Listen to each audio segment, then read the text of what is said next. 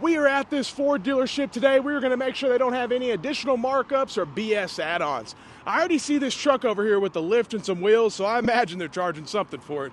What is this worth to you? The wheels and the lift. To me, I'd want to do it myself though. But $62,000 original MSRP 2024 F-150 4x4 with the EcoBoost.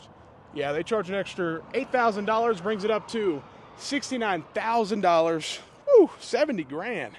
For an F-150, man, that's a lot of money. And it ain't, is this a platinum or something? I mean, this isn't even anything special.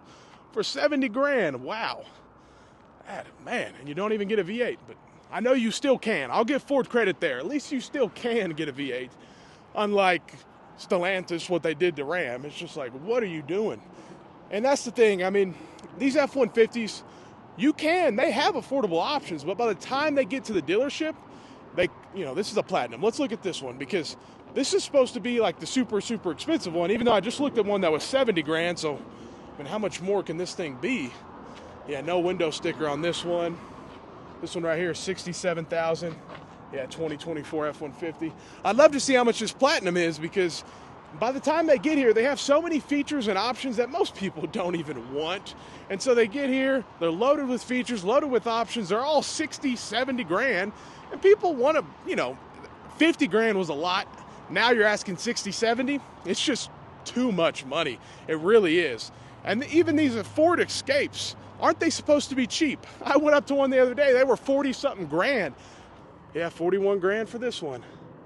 Man, wow, that's a lot of money for a little Escape. That's a little SUV. It really is. And to spend 40 grand on that, I just can't comprehend it in my brain, to be honest. I don't understand it. But hey, at least I'm not seeing an addendum sticker on it. But they do love to add those, I just saw one $8,000 package. So I imagine there's quite a bit of profit in that $8,000 package for wheels and possibly a little lift. But again, if I'm doing that package, I'd want to do it myself. It's just my thing. I do see a Lightning down there. These are the big boys right here. Big money, big money. Let's see how much this one is. I'm going to go with, it has to be over 100 or like 96, 98. And this is, we're just so used to it by now. Yeah. $95,000 for a 2024 F-350. At least this is a real truck. You can make money with it. But whenever you spend 93 grand on a platinum F-350, I don't think you're doing too much with it. But I don't think you're using it as a work truck on the daily. But literally $95,000, and we're used to it. It's not like, oh, this is crazy. Like, I'm numb to a $95,000 truck. And that's how you know these prices have gotten insane. They've gotten actually out of control. Oh, here we go. A work truck. Let me see how much this one is. This is a real truck right here. You got a bed you can actually fit stuff in. Let's see. What do they let these work trucks go for? I'd be very interested to see because, 98 or what is that? 95,000. Yeah, 64,000 for a 2024. So this is a base work truck, 64 grand. This thing can make you some money though at the end of the day, but that's a lot, but they've never been cheap necessarily, but they were cheaper just 5 years ago. That's the part that hurts the most. Now these Lightnings, it's the same deal. Every dealer, they don't want them.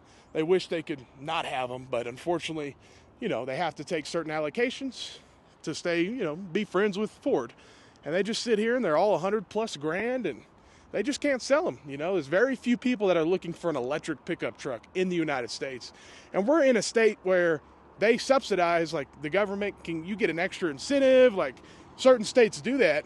And that's a debate, again, in and of itself right there. If you think the government should be given any sort of money towards EVs, and who knows, that's a debate in and of itself. But at the end of the day, these Ford dealers are struggling because they can't sell these overpriced vehicles. It's just like every single dealership we go to, and this is supposed to be a cheap SUV, 22, 23, 24 grand, and it's 34. So I will give it credit. Hey, 34 grand, all-wheel drive.